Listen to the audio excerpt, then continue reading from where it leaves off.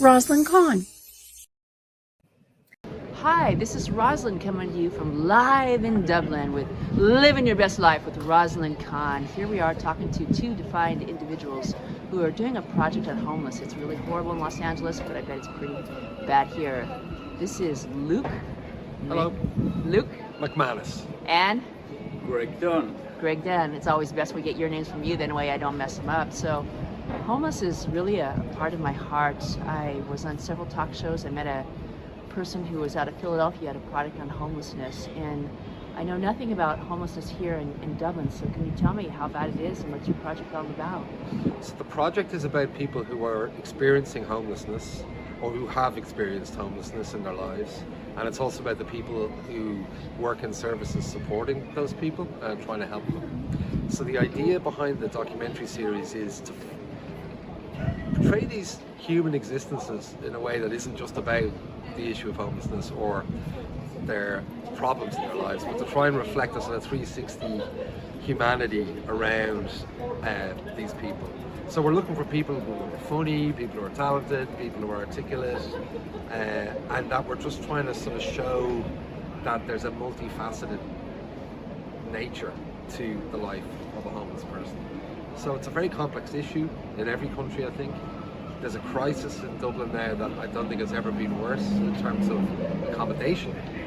And that lack of accommodation is feeding into the homeless crisis and increasing. Wow. And this is our sound man here. And tell me, in the world of sound, how do you add to this project here? Sorry, say that again? I said you come from the world of sound. Yes. And how do you add to this project here? What is your part in this? Well, you have to have a sound recordist, and we're a very small crew, so Luke is the director, but he's also shooting most of it. So he's very busy, so at least when he has me, he can concentrate a little bit more on engaging with the subject and doesn't have to worry about this aspect of things too And much. tell me, what was the reason that you got involved in it? What was your interest in the story? I like documentary, any kind of documentary, and doing sound, camera, whatever. You're at the coalface of the situation. Step right into somebody's life, where it might sometimes take years and years to get an in, and sometimes you can be right inside somebody's situation within minutes. It's a very strange way of sidestepping something, and I find it fascinating. Well, that sounds just out of curiosity. What kind of documentaries have you done? Oh, all sorts. I mean, Luke and I are possibly about to start another documentary that's totally different. It's about the renovation of an historic building. Wow. So, One of the nice things about Ireland is the industry is quite small, so you don't have to specialise quite as much as you might in the US or in the UK. So yeah, I've done stuff about architecture, I've done stuff about sport, I've done stuff about the natural world, I've done stuff about immigrants, I've done a historical ones, and it's a wonderfully diverse and stimulating career to have, where you're kind of sort of immersing yourself in these new environments. You kind of go on a bit of a learning journey when you get into this job, and it's sort of how you make it is by you're trying to satisfy your own curiosity, and then you hope other people's curiosity gets satisfied too. Well, that's me. I'm a college professor, but I'm always interested in different lives. So I'd like to share with you some of the things they're doing in Los Angeles, and maybe there might be some interesting things for you. Sure. They have these projects called mini houses, miniature houses, and they have these collapsible structures that they can go ahead. I call it like a it's collapsible, and you can brick it up, you can build it in any way, and they have everything that's there and available. They also have a project where they get churches, and I know churches are big in the city of here in Dublin, and they get different churches to go ahead and adapt a family or a person, and everybody wants the world to be a better place, and in the church we all think about giving back and helping one another. It's one of the things that have gone ahead and worked.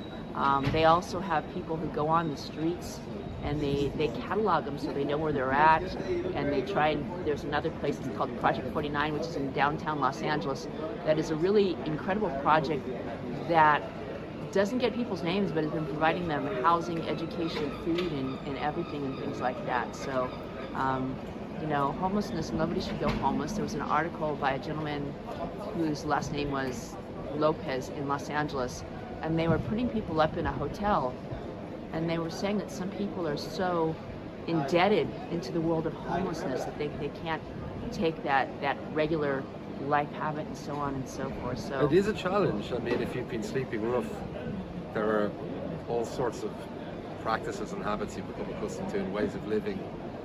One thing that was interesting, it was the pandemic. A lot of people have said was good for them as homeless people, because simultaneously there was a huge government pressure to take people into accommodation, and the tourism business collapsed here, so that there was an awful lot of hotels with rooms available. So putting homeless people into the hotels solved two problems. It gave the homeless people somewhere to live, and it kept the hotels afloat with government money, so they didn't go bust. Right. But now that you can see the city's coming back to life now, you're here, people are here from visiting from all around the world, suddenly the pressure on hotel rooms is enormous.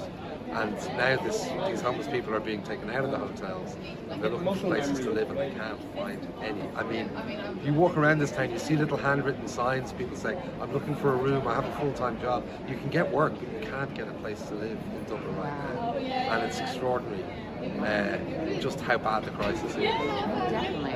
Well, it's been a phenomenal time interviewing you. Can you repeat our name for me and for our listeners, and let us know where they can follow you? And go ahead. My name is Luke McManus. You can find me at Luke McManus on Twitter. That's where to find me. Great. Gregory Dunn. You can go to stonybutter.com and you can see my work. Okay, well, my name is Rosalind Khan. The name of my TV station is called Living Your Best Life with Rosalind Khan. I have an Instagram, I have a Facebook account. Follow my YouTube, which is just Rosalind Khan. It's been a pleasure and an honor. Gratitude beyond words, and thank you from the bottom of my heart. Namaste. My grandmother had Alzheimer's, and I remember we were all in the hospital room, and for like 10 seconds she recognized who we were, and then it was gone. So it's like a thief. It's taking away memories and who you are as a person. Over 5.5 million Americans have Alzheimer's. That number may double by 2050. For more information, visit rightfocus.org. Senior Care Authority is a one-stop solution for helping you locate senior living options. We understand the care, the costs, and the safety records of hundreds of communities, from assisted living and memory care to independent living and even skilled nursing. We help families cut through the complexity to make courageous, informed decisions under difficult circumstances.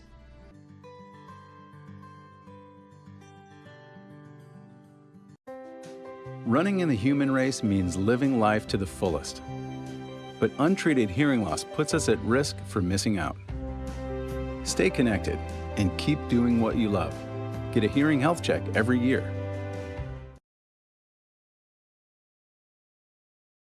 We are here today at Murray Family Farms in Venice, California, but let me tell you how I got here. I live in the San Fernando Valley, and I go to the Encino Farmers Market, and I came upon a vendor that sold cherries. And I said, do you go to multiple markets? And he said, yes. He says, let me call my cousin. And little did I know, 15 minutes later, another parking lot, the guy said, yeah. So here we are. Now this is Stephen Murray. He's with Murray Family Farms, and he has an amazing story about dropping out of school and the benefits and the beauty of going back and getting your education. So first, let's go ahead and see what he has in front of him here. Tell me, what do you have in front of you, my friend? So right here, these are the Kiowa giant blackberries. So we grow about 60 different kinds of blackberry relatives. This is the largest one of all of the ones that we grow. They're huge. Each one is about an inch long, or to an inch and a half, and they just taste amazing. So on my family's farm, I collect rare and exotic fruits, and I'm currently growing about 700 species of 2,000 varieties of fruits. Now, you said you have a special ranking in California. What is that special ranking that you have? So I have the largest private collection of fruiting plant species in the state of California. Now, how did that all begin? That's an amazing story. Well, I've been interested in rare and exotic fruit since I was really young. I started collecting basically when I was in middle school in 1999. And I've been collecting every year since then. Originally, I wanted to go to school and become a geologist, so I enrolled at Cal State Bakersfield, but then I didn't pay for my classes in time, so I got dropped from Cal State Bakersfield.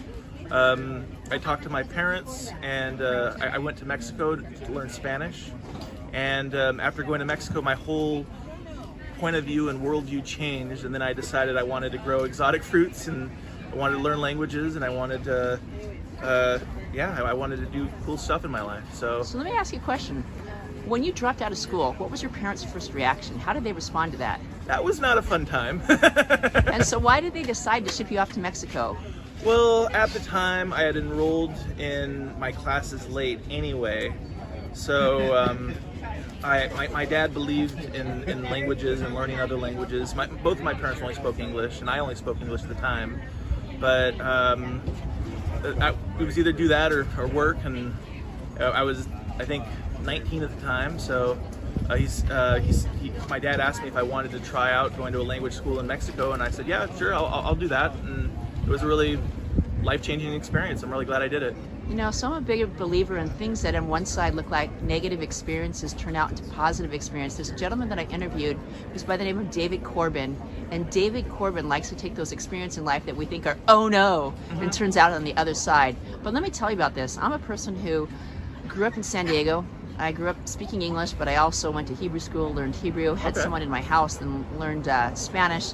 And I'm a big believer that the language that we learn in our youth takes us to many places. And you and I had shared a story that you were basically the only one in your house that spoke these languages, right? Yeah, all my other family members only speak English, so... And so here's where I want to go with. Here's a guy who took an interest in learning another language, gets kicked out of college, goes to Mexico to go to a language school.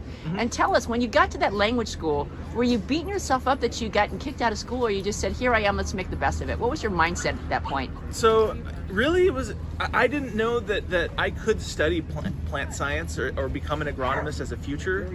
I didn't know that you could go and travel the world. I didn't know that there were so many different kinds of things that existed in the markets there. So it was completely eye-opening and world changing.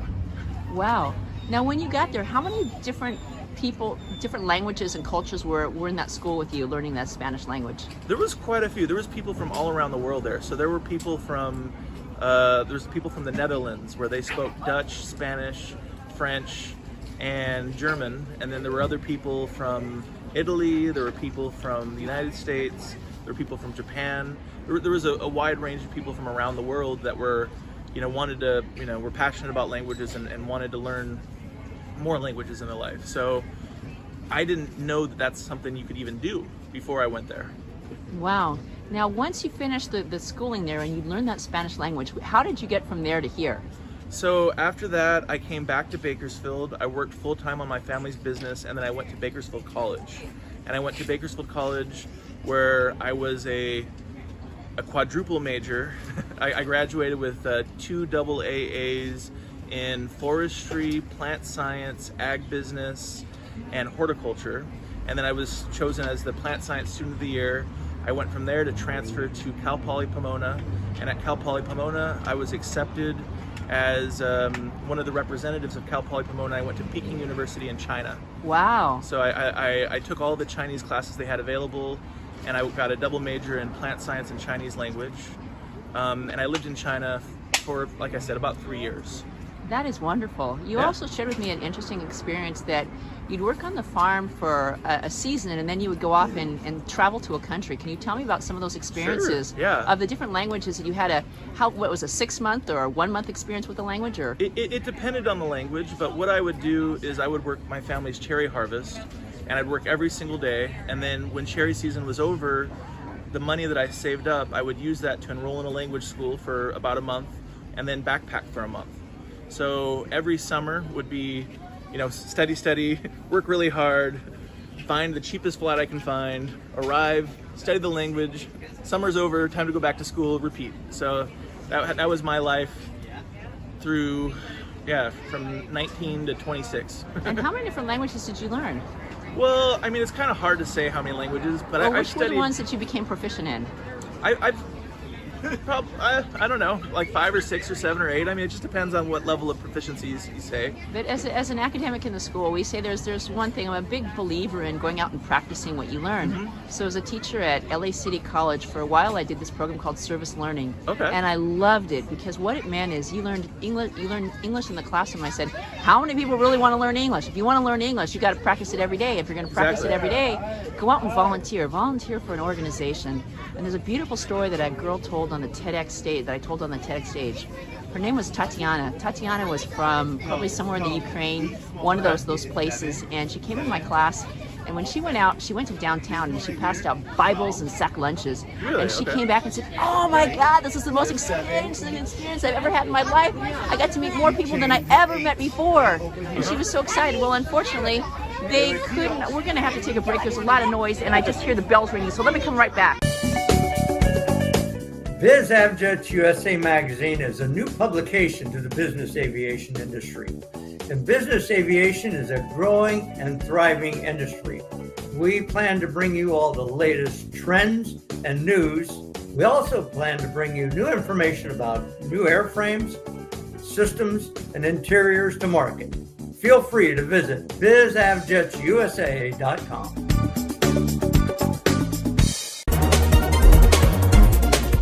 Thank you for your interest in In-Flight USA and our newest publication, Biz Avjets USA. We serve general and business aviation throughout the U.S. For more information on submitting articles or advertising in our publications, visit inflightUSA.com. Thank you.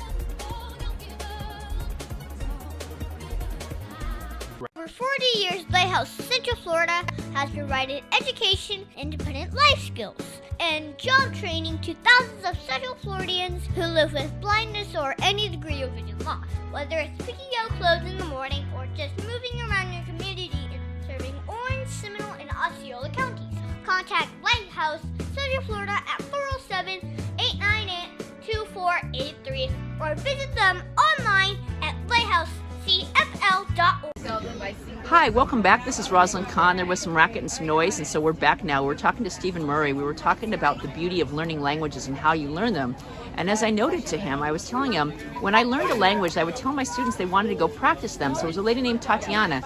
Tatiana then went to an organization that was helping people learn English, just like these young kids here who are at the farmers market, so gleeful and things like that. She learned this language and she invited the whole class out to her place.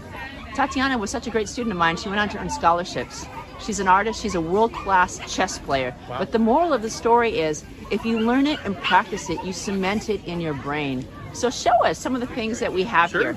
Okay, sure. So we're here on the farm, so we're an organic farm, Murray Family Farms. My name's Stephen Murray. You can see the logo right there. Right. We had the last tub of yellow peaches. We have white nectarines. We have pluots. We have white peaches. We have our Kiowa giant blackberries. We have blueberries. We have alala berries. We have these are blueberries in tubs because we have them on bulk discount. We have over here our boysenberries. Okay, hold on. Good afternoon, everybody.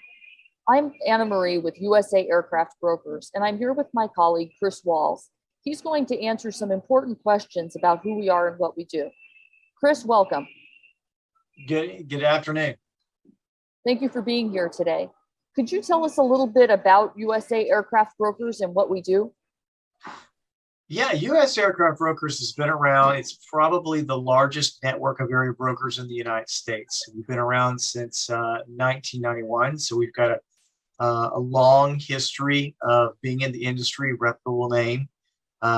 We have a large network of area brokers as well as referral agents all over the US and even the world that helps us market aircraft, get aircraft to a broader network of potential buyers. And so it's been a very good company.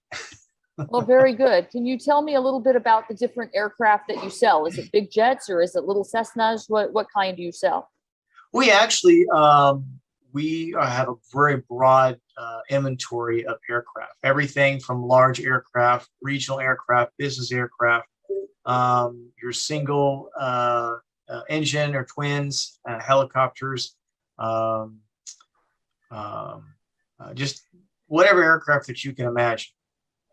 Perfect. Well, I thank you so much for taking the time to answer those 2 questions. If you ever need any help with selling or buying an aircraft, you can call me or Chris.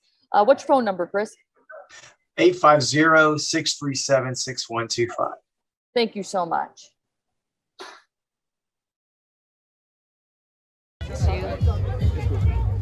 Hi, everybody. My name is Rosalind Khan. I'm with Chow Entertainment, living your best life. I just happened to be here on the Santa Monica Pier.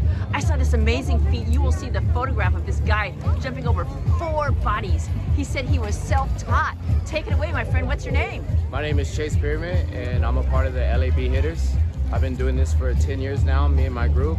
We're all types of different dancers, acrobat, different dance styles, and we have people from all over the world, ranging from Colombia, Korea, Thailand, Texas, all over the world.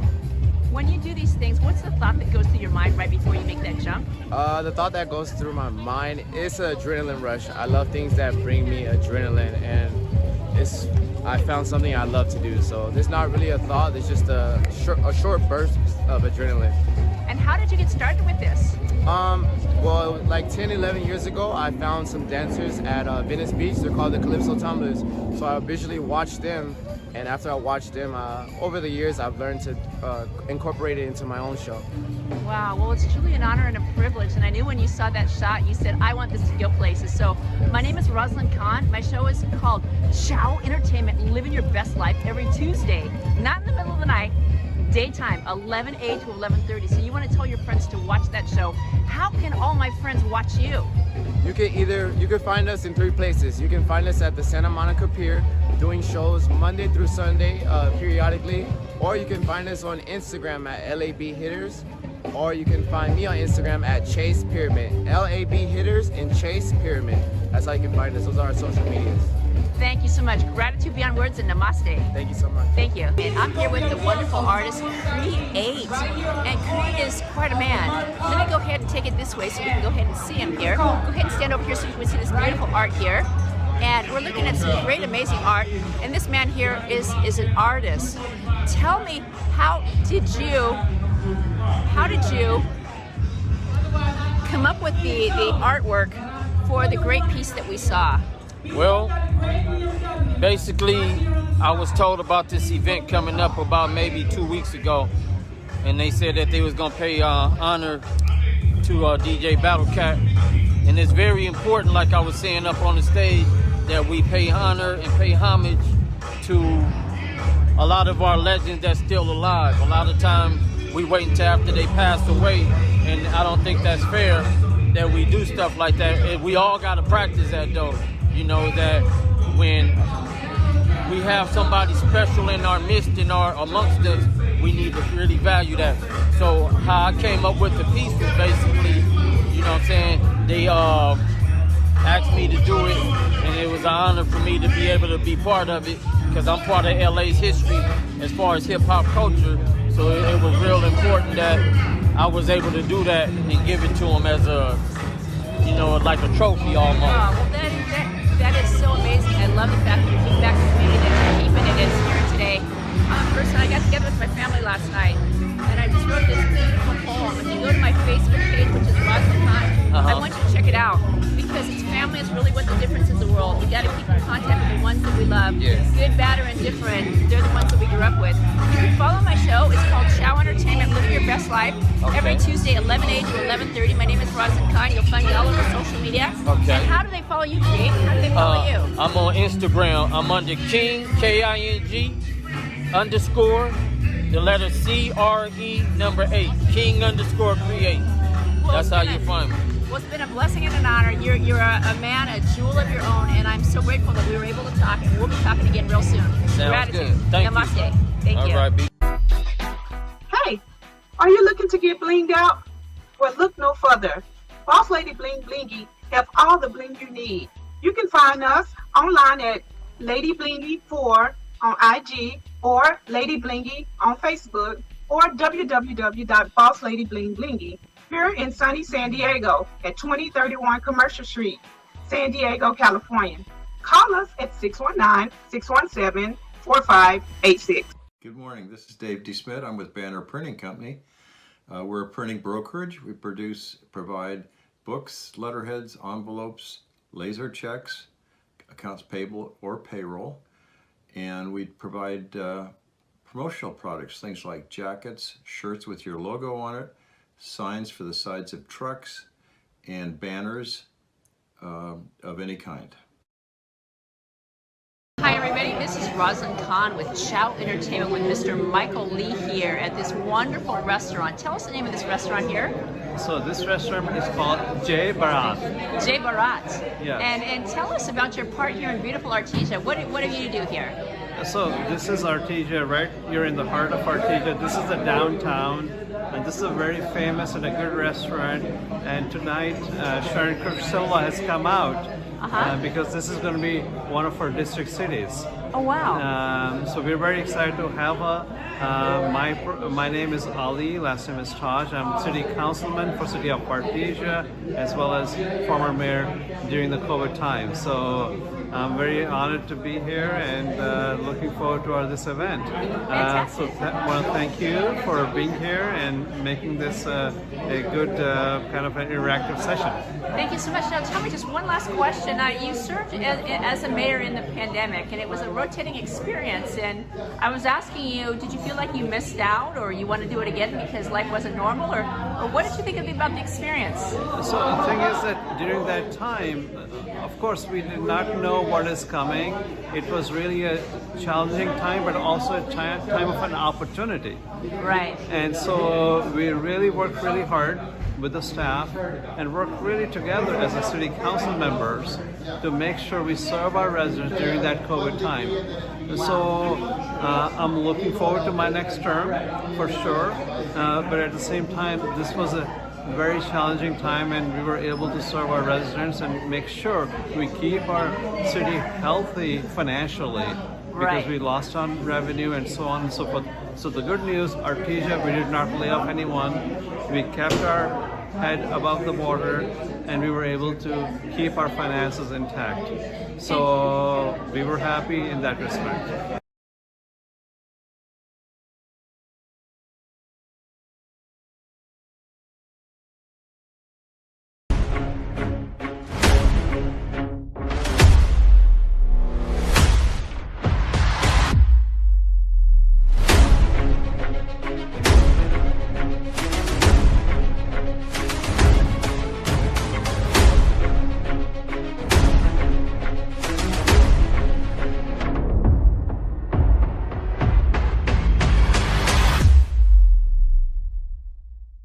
Nurse Access Staffing is seeking experienced RN and LVNs. For more information, call us at 818-697-4484 or check us out on our website, nurseaccessstaffing.com.